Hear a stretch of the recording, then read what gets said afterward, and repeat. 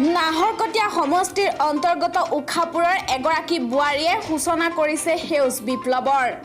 সমগ্ৰ অসমত নিবনুৱা সমস্যাই ভয়ানক ৰূপ ধাৰণ কৰাৰ সময়তে নাহৰকটীয়া সমষ্টিৰ অন্তৰ্গত উখাপুৰৰ এগৰাকী বোৱাৰীয়ে নিবনুৱাসকলৰ বাবে এক আদৰ্শৰ বাট দেখুৱাইছে।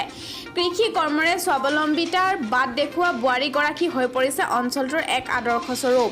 চৰকাৰী সাহায্য তথা চাকৰিলৈ বাট নাচাই নিজৰ কৰ্মৰে ঐতিহাসিক বুঢ়ীদিহিঙৰ পাৰত আৰম্ভ কৰিছে সেউজ বিপ্লৱৰ। তেওঁ হৈ পৰিছে আদৰ্শৰ বাটকটীয়া।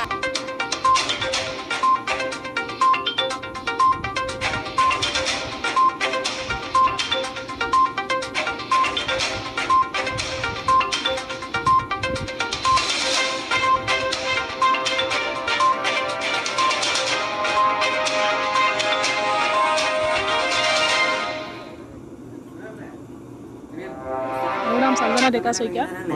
মই ইয়াতে 2 বছৰৰ পৰা খেতি কৰিবলৈ আৰম্ভ কৰিছোঁ। কওকচোন আপোনালোকে এই কথাটো কেনেকৈ চিন্তা কৰিলে আৰু কিদৰে আপোনালোকে ইয়াৰ জৰিয়তে স্বাৱলম্বিতাৰ পথ আপোনালোকে দেখুৱাবলৈ চেষ্টা কৰিছে বৰ্তমান নিবনুৱাসকলক? চাকৰি আশা বাদ দি আপোনালোকে ধৰি লওক কৃষি কৰ্মত লাগিলে কিয়? দেশৰ পৰিস্থিতি যিটো, আমি এতিয়া চাকৰি কৰি একো কৰিব নোৱাৰোঁ, চাকৰি দল ক'তো ওলাই যাবও নোৱাৰোঁ। গতিকে আমি কৃষি কৰ্মৰ জৰিয়তে নিজকে সংস্থাপন কৰিব বিচাৰোঁ আৰু নিজে কৰি আন 10জনকো অনুপ্ৰাণিত কৰিব বিচাৰোঁ। বৰ্তমান কিমান বিঘা মাটি বৰ্তমান সামৰি লৈছে? ইয়াত প্ৰায় 15 বিঘা মাটি আমি নিজে কৰি আছোঁ। নিজে কৰিছে। কি ধৰণৰ খেতি কৰিছে আপোনালোকে?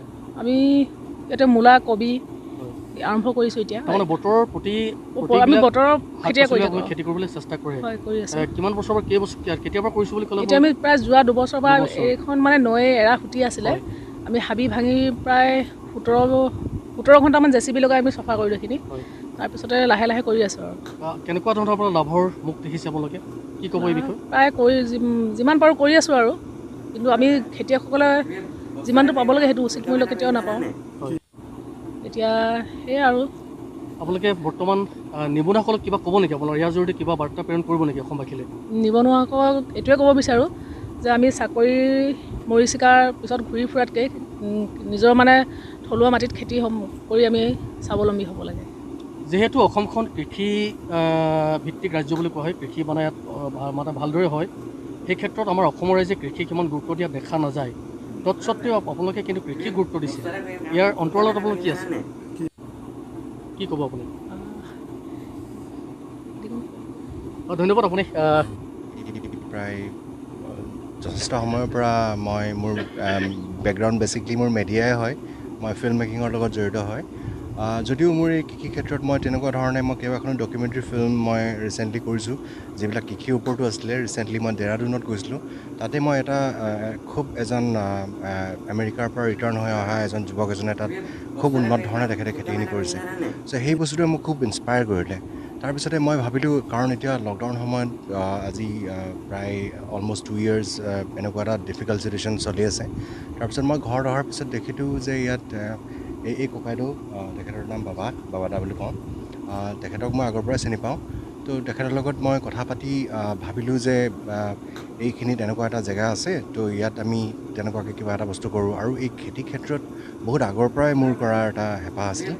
লগতে বাকী মোৰ এডিটিঙৰ কামখিনি মই নিজৰ ঘৰৰ পৰা ষ্টুডিঅ' মোৰ ছেটআপ আছে, তাৰ পৰা মই কাম কৰি যাওঁ। তো ভাবোঁ আমি এইবিলাক কৰি ভাল কৰিব পাৰিম। হয় হয় হয়। আৰু এনেকুৱা নহয় যে বহুত মানুহে কয় যে ধৰি লওক নপঢ়া নুশুনা মানুহে খেতি কৰে। It's not like that. Actually it's not like that. আমি সকলোৱে কৰিব পাৰোঁ। কষ্ট আছে ডেফিনেটলি। আৰু খেতি মানুহে ধৰি লওক এনেই কিতাপ পঢ়ি পেলাই বা কিবা ইউটিউব ভিডিঅ' চাই পেলাই শিকা নাযায়। Will have to do practically, will have to work on the ground. হয় হয় হয় হয়। তো তেনেকৈ আমি চেষ্টা কৰিব লাগিব। আৰু আশা কৰোঁ, যদিও এই বছৰ এতিয়া কিছুমান বস্তু আমি যথেষ্ট কষ্টৰ সন্মুখীন হৈছে কিছুমান বতৰৰ কাৰণে, বাট হোপফুলি সময়মতে আপোনালোকে শাক পাচলি যোগান ধৰিব পাৰিছেনে? হয় হয়, আমি কৰি আছোঁ। বৰ্তমানলৈকে আমাৰ কবি পুলি প্ৰায় আমাৰ ৰেডি হৈ উঠিছে। ইয়াত আমি দেখিবলৈ পাইছোঁ, ইয়াত ইয়াত কবি পুলি আৰু কবি পুলি আছে, ব্ৰকলি আছে, বিলাহী আছে, কেপচিকাম আছে। পচাইছোঁ। হয় হয়। ইয়াৰ পৰা পুলি হ'ব। এই পুলি পিছত আপোনালোকে ৰোপণ কৰি আকৌ ইয়াত প্ৰডাকশ্যন কৰিব, হয়? হয় হয়। ইয়াৰ জৰিয়তে আপোনালোকে বৰ্তমানে কিমানটা পৰিয়ালৰ সংস্থাপনৰ ব্যৱস্থা কৰিছে ইয়াত? আপোনালোকৰ কিমান পৰিয়াল?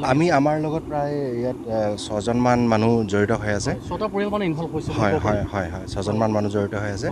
আৰু আমি অলপ ধৰি লওক আজিকালি এক্সটিক কিছুমান আপোনাৰ এইবিলাক ফুড আইটেম যেনেকৈ ধৰি লওক ষ্ট্ৰবেৰী আৰু লগতে লেটুচ এনেকুৱা ধৰণৰ বেলেগ ধৰণৰ যিবিলাক এক্সটিক ফুড হয় সেইবিলাকৰ ওপৰত আমি তেনেকুৱা ধৰণৰ টেলিভিশ্যন কৰাৰ কাৰণে প্লেনিং কৰি আছোঁ। অধিক উৎপাদনৰ কাৰণে আপোনালোকে ৰাসায়নিক দ্ৰব্য কিবা ব্যৱহাৰ ৰাসায়নিক দ্ৰব্য একচুৱেলি এইখিনি আপোনাৰ নদী কাষৰীয়া মাটি হয়, চ' ইয়াত ইমান এটা প্ৰয়োজন নহয়।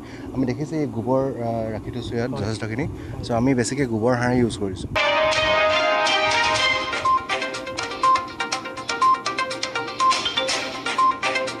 News desk report Patkai news.